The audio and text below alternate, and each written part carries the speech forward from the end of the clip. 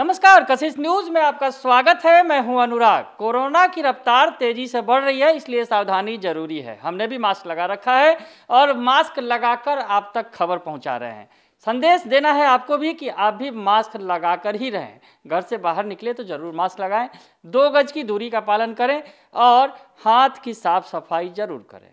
खैर, अब आगे बढ़ते हैं और बात करते हैं बिहार की सियासत की। जी हाँ, बिहार की सियासत की, जहां पर 24 एमएलसी सीटों के लिए अभी से ही जो मैदान सजने लगे हैं। दरअसल जिस तरह से पंचायत चुनाव संपन्न हुए पिछले दिनों, उसके बाद सुगबुगाहट बढ़ गई कि अब जो 24 सीटें हैं बिहार विधान परिषद की, जो स्थानीय प्राधिकार स्थानीय निकाय कोटे से भरी जाएंगी, तो उसके लिए अधिसूचना अब जारी होने जा रही है और उसके पहले तमाम पार्टियों ने जोर लगा दिया है। आपको बताएं, इस खबर से जुड़ी हुई जो बड़ी बात है कि एनडीए के अंदर ही इन 24 सीटों को लेकर एक बार फिर घमासान मच गया है।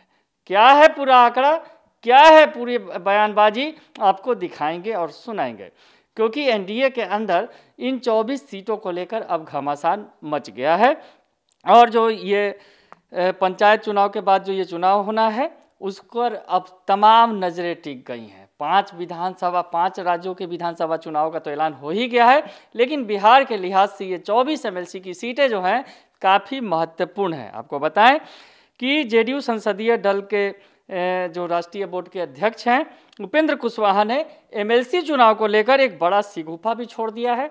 उन्होंने लोकसभा की तर्ज पर विधान परिषद की सीटों के बंटवारे की मांग की है। कुशवाहा ने कहा है कि जिस तरह से लोकसभा में जेडीयू और बीजेपी बराबर सीटों पर चुनाव लड़ी थी, सहयोगी दलों को सीटें दी गई थी बीजेपी की तरफ से, उसी तर्ज पर विधान परिषद में भी सीटों का बंटवारा हो। तो क्या कुछ कह रहे हैं उपेंद्र कुशवाहा, आपको सुनवाते हैं, सुन लीजिए।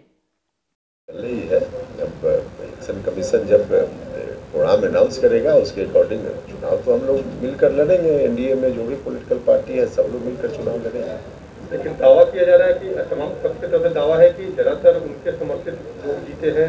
इस बार परिषद में एनडीए की करारी हार होगी, लगातार पक्ष के लोग ये दावा कर। देखिए, कोई पार्टी के आधार पे तो ग्राम पंचायत का चुनाव हुआ नहीं है, इसलिए कहना कि उनके लोग जीते हैं या इनके लोग जीते हैं बिल्कुल बिना मतलब की बात है।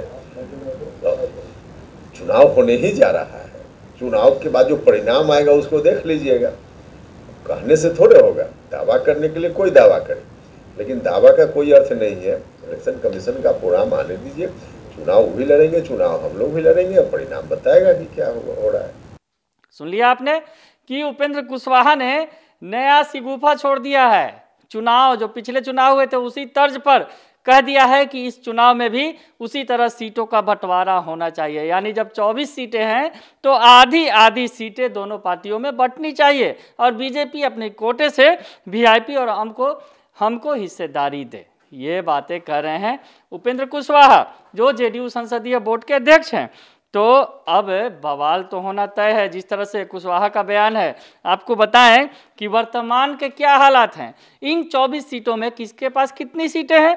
एनडीए की बात करें अगर तो एमएलसी की 24 सीटों में 13 सीटें भाजपा के पास हैं, जिनके नेता रिटायर हुए हैं। एमएलसी की ये जो 13 सीटें हैं, 24 में से 13 सीटें वो बीजेपी की कोटे की हैं। इसलिए जो बीजेपी है किसी कीमत पर नहीं चाहेगी 50-50 का फॉर्मूला, और उस फॉर्मूले में भी अपने सहयोगियों को सीटें देना तो शायद बीजेपी को किसी कीमत पर मंजूर नहीं होगा। लेकिन जेडीयू ने इस गुफा छोड़ा है और अब बीजेपी जो है इन सीटों में से किसी सीट को ड्रॉप नहीं करना चाहेगी। हम आपको बताएं कि अगर एक फार्मूला निकल कर जो सामने आ रहा है, जिस तरह से कि भाजपा और जदयू में अगर बराबर सीटों का बंटवारा हुआ तो 24 में से 10-10 सीटें इन दोनों पार्टियों के हिस्से में आए और 2-2 सीटें जो सहयोगी पार्टी है, हम यानी जीतन राम मांझी की पार्टी, वीआईपी यानी मुकेश सहनी की पार्टी, उन्हें दिया जाए। हालांकि ये फार्मूला इतना आसान नहीं होगा। जी हाँ, आपको बताएं जिस तरह से अभी से ही किचकिच शुरू हो गई है। अब चुनाव जो 24 सीटें हैं जिनका निर्णय करेंगे जो पंचायत प्रतिनिधि नए चुनकर आए हैं, उनके हाथों में ये निर्णय होगा।